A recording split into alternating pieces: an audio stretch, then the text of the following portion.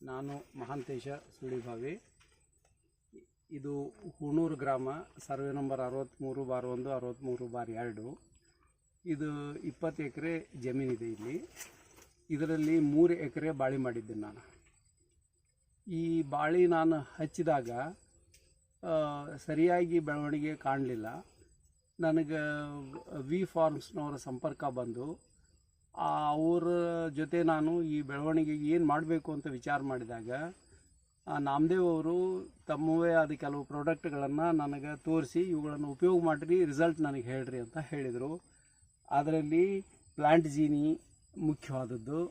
Plant ಜೀನಿನ ನಾನು ಅವರು ಹೇಳಿದ ಪ್ರಕಾರ ಎಲ್ಲ ಗಿಡಗಳಿಗೂ ಕೂಡ ಮಣ್ಣಿಗೆ ಸೇರಿಸಿದೆ. ಅದು ಆದ ನಂತರ ಇದು NPK ಕನ್ಸಾರ್ಟಿಯಮ್,